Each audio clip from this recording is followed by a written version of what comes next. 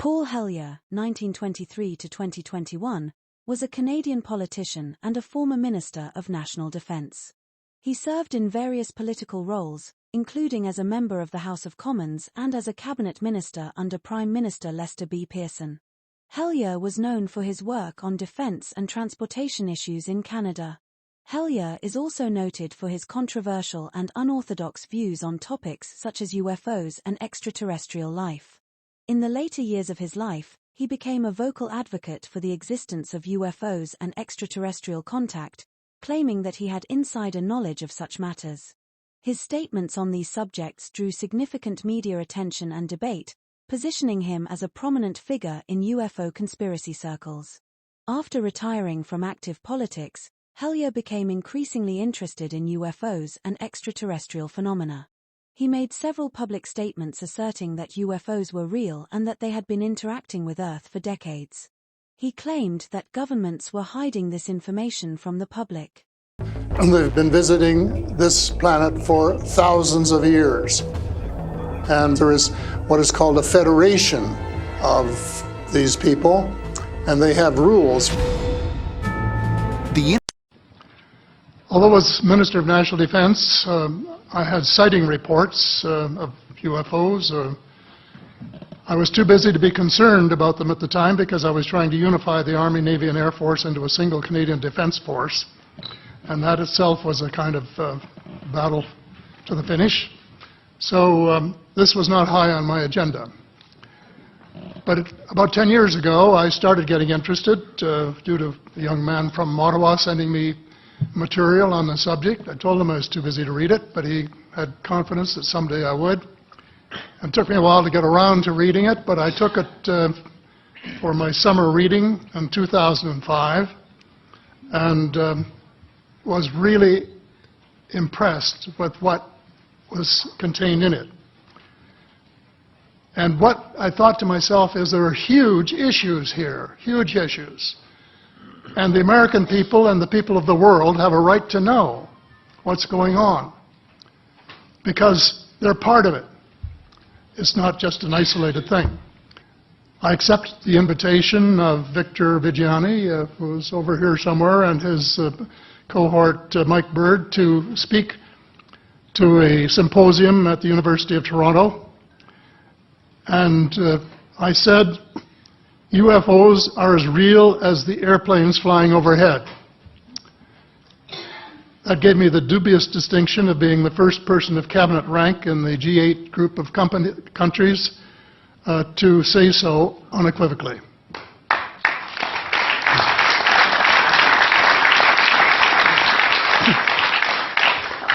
In the 1960s sometime, it was a flotilla of UFOs headed south that crossed into NATO territory in Europe. And the Commander-in-Chief of the Supreme Allied Headquarters in Europe was naturally very shaken. Fortunately, or maybe divine providence, before the panic button was pushed, the flotilla turned around and headed back north. Obviously, they had thought maybe they were Russian and they were very concerned about it.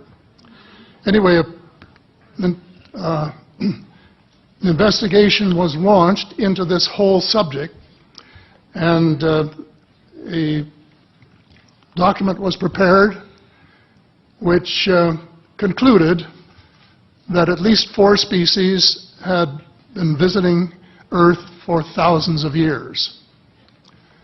And this is my own view at this stage as well. So, except for that, there are just a couple of things that we've talked about that I'd like to refer to. And one was that we were referring to them as they until this morning when Linda Moulton Howe, I think she was the first one, actually named 3 different species. I don't think we can any more refer to them as they because they're not an amorphous mass. They are different species and consequently may have different agendas. I don't think we can say that they all have the same agenda any more than we could say that the United States, China, and Russia had the same agenda. Our real interests may be very similar, but as of now, our perceived interests are still quite far apart. One more observation before I begin what I want to say, and that is that we spent quite a bit of time talking about the 66-year-old cadavers, and I was glad to have Linda this morning finally say that there are live ETs on Earth at this present time, and at least 2 of them probably working with the United States government.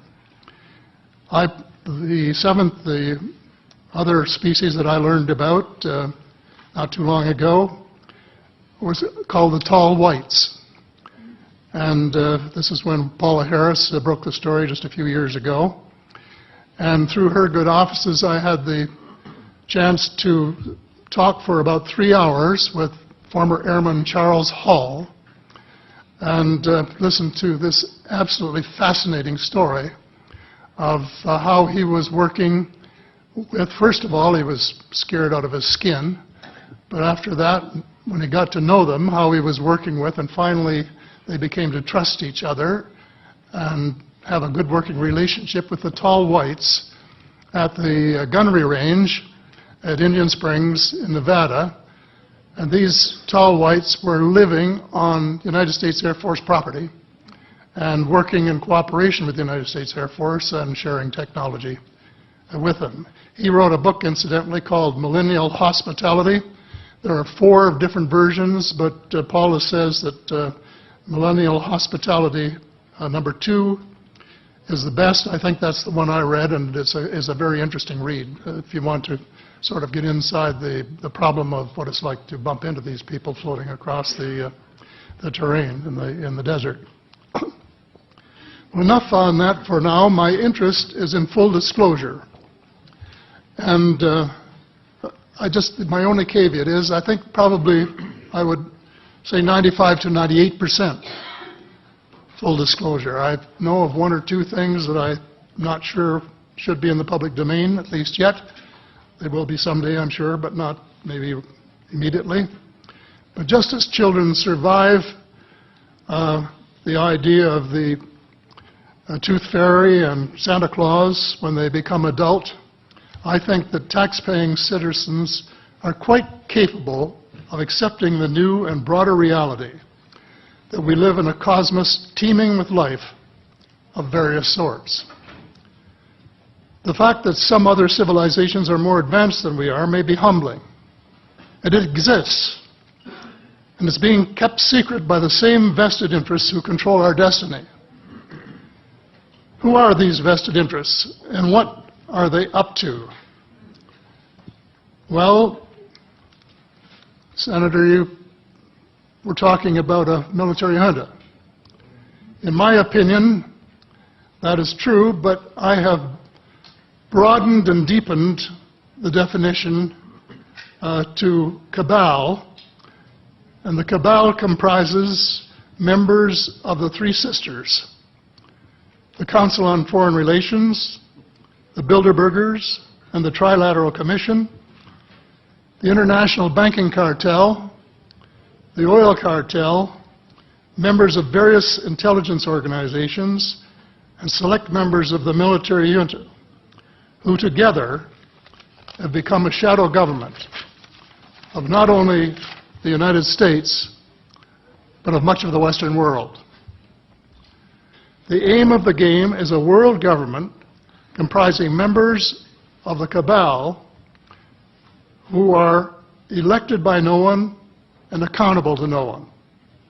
And according to Mr. Rockefeller, the plan is well advanced. Does this help you to understand why our civil rights are being taken away from us? I say us, because Canada too is included in the grand plan. So here we are more than a decade later fighting another war that can't be won. There is no country on earth powerful enough to protect its citizens against fanatical hate, as we learned from the Boston Marathon. And the mere attempt to pursue the impossible pits neighbor against neighbor and the state power structure against everyone. All of the freedoms won by the millions of men and women who fought and died in World War II are being flushed unceremoniously down the drain. The only hope of peace is a negotiated settlement. This will require a paradigm shift in American attitudes. It involves a de facto renunciation of the plan for a new American energy and the adoption of a pledge of cooperation with all humankind to build the kind of world which we are collectively capable of. Young people everywhere need to be challenged by a noble cause. They need to be involved in arresting global warming, creating a banking system that is just and sustainable, and lead the way in the transformation to the new reality that we have to live in harmony with our celestial neighbors, as well as seeking peace on earth. In a word, we have to become spiritual beings and practice the one tenet that the world's major religions have in common, and that is the Golden Rule.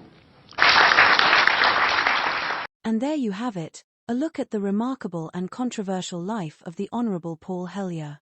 From his impactful political career to his intriguing claims about UFOs and extraterrestrials, Hellyer certainly left his mark on both Canadian politics and the world of unconventional beliefs. If you enjoyed this deep dive into his fascinating life and want to see more content like this, don't forget to hit that bell button so you never miss an update. And if you found this video interesting, please give it a thumbs up and subscribe to our channel for more engaging stories and insights. Thanks for watching, and we'll see you in the next video.